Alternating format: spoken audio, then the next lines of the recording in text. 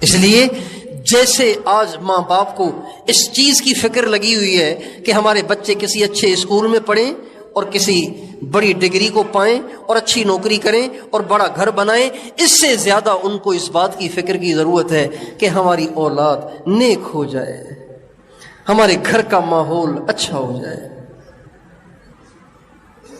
اللہ تعالیٰ قرآن پاک میں فرماتے ہیں یا ایھا الذین آمنوا قوا انفسکم واہلیکم نارا، اے ایمان والو اپنے آپ کو بھی جہنم سے بچاؤ، اپنے اہل و عیال کو بھی جہنم سے بچاؤ۔ جو لوگ اپنے نوجوان بچوں کو بڑے بڑے موبائل لے کر دیے ہوئے ہیں اور ان کا اتنا ایمان ہی نہیں بنایا کہ وہ انٹرنیٹ کی برائی سے اپنے آپ کو بچا سکیں، تو ان کی مثال ان ماں باپ کی سی ہے کہ جنہوں نے بچے کو تیرنا تو نہیں سکھایا لیکن ٹھاٹھے مارتے دریا میں ان کو اتار دیا۔ کتنے بڑے ظالم ہوں گے وہ ماں باپ کہ جو اپنے بچے کو تیرنا سکھائے بغیر ان کو دریا میں اتار دیں۔ کون سے بے وقوف ماں باپ ہوں گے جو ایسا کریں گے؟ وہ سب ماں باپ ایسے ہی احمق اور بے وقوف ہیں جنہوں نے اپنے بچوں کو بڑے بڑے موبائل دے رکھے ہیں، انٹرنیٹ کے پیکیج کے لیے پیسے دے رکھے ہیں اور ان کو مختلف گیمز ان کو ڈاؤن لوڈ کر کے دی ہوئی ہیں، اور ان کا ایمان ہی نہیں بنایا، ان کی تربیت ہی نہیں کی، ان کے دل میں اللہ کا خوف ہی نہیں بٹھایا۔ وہ سب ماں باپ ایسے ہی نہ سمجھ اور نادان ہیں۔ اس لیے بھائیو، ہم اور آپ اگر نیک بننا چاہتے ہیں، اللہ والا بننا چاہتے ہیں، حقیقی معنی میں متقی بننا چاہتے ہیں، تو ہمیں اپنے گھروں کا ماحول ٹھیک کرنا پڑے گا۔ اللہ تعالیٰ میری والدہ کی قبر پہ کروڑوں رحمتیں اتارے، کبھی بھی انہوں نے مجھے بازار سے پکوڑے کھانے نہیں دیے۔ میں آتا تھا، ہماری چھٹی ہوتی تھی 9 مہینے کے بعد، مدرسے کی چھٹی 9 مہینے کے بعد، تو میں آتا، حالانکہ پکوڑے مشہور ہیں، میں آتا تو میرا دل چاہتا پکوڑے کھاؤں، تو امی کہتی پکوڑے تجھے میں بنا کے کھلاتی ہوں نا، تم بازار سے کیوں کھاتے ہو؟ سموسے میں بناتی ہوں، سموسے فلاں چیز میں بنا کے دیتی ہوں، بازار سے کیوں کھاتے ہو؟ تم بازار سے کھاؤ گے تمہیں قرآن کا نور کیسے ملے گا؟ کبھی بھی انہوں نے مجھے بازار سے کھانے نہیں دیا، اور وہ عادت ایسی پکی ہو گئی کہ بعض دفعہ رائون سے یہاں تک 22 گھنٹے میں ہم پہنچتے تھے، 22 گھنٹے میں پہنچتے تھے، 24 گھنٹے میں پہنچتے تھے، بعض دفعہ 28 گھنٹے میں پہنچتے تھے۔ پورا راستہ میں کچھ نہیں کھاتا تھا، پورا راستہ فاقہ، اور آ کے گھر کھاتا تھا، اور اس کا اثر محسوس ہوتا تھا۔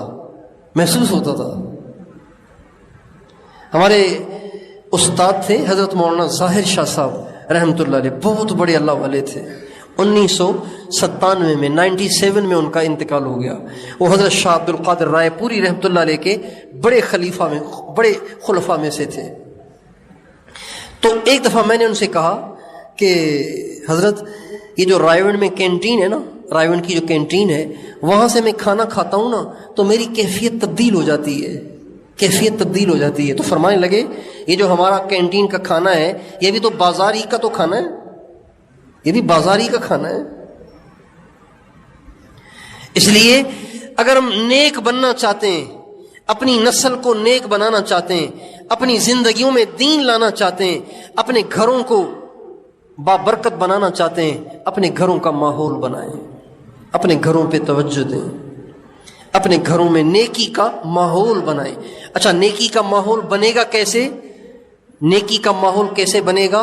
اس کے لیے سب سے پہلے جس پیٹرول کی آپ کو ضرورت ہے وہ ہے نرمی۔ وہ کیا ہے؟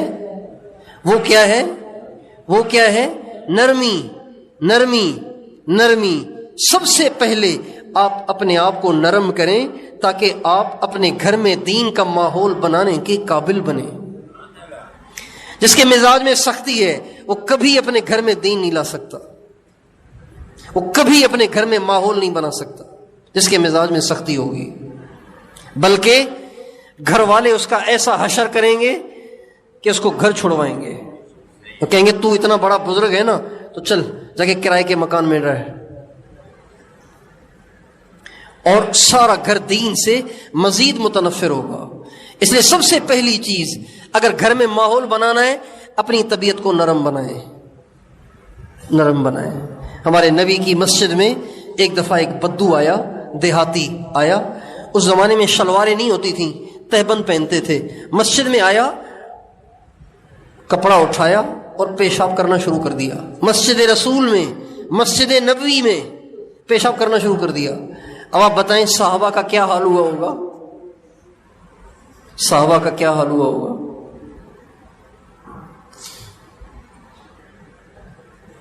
صحابہ ایک دم غصے سے اٹھے اور ہمیں دعوہ، چھوڑ دو اس کو،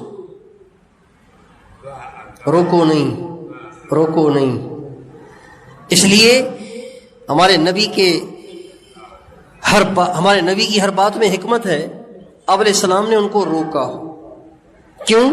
اس لیے کہ اگر یہ پیشاب کرنے سے پہلے روکتے پھر تو ٹھیک تھا، اب تو پیشاب کر رہا ہے، اب کرتے کرتے روکیں گے تو یہ پیشاب کرتا ہوا بھاگے گا، ساری مسجد کو ناپاک کرے گا، اور پیشاب کو روکے گا اس کو تکلیف ہوگی، پیشاب کو روکنے سے تکلیف ہوتی ہے۔ اور ہمیں دعو، بس جو ہو گیا سو ہو گیا، اب کچھ نہ کہو۔ جب وہ کر چکا، آپ نے پانی کی بالٹی منگوائی، پانی کی بالٹی منگوائی، کچی زمین تھی، بالٹی منگوائی، اپنے ہاتھ سے اس کے پیشاب پہ پانی بہایا، پھر فرمایا دیکھو نا پاک ہو گیا۔ اگر تم اس کو منع کرتے اس کو تکلیف ہوتی، پھر آپ نے فرمایا انکم بعثتم میسرین ولم تبعثوا معسرین، تمہیں اللہ نے بھیجا ہے آسانیاں پیدا کرنے کے لیے، تمہیں اللہ نے مشکل پیدا کرنے کے لیے نہیں بھیجا۔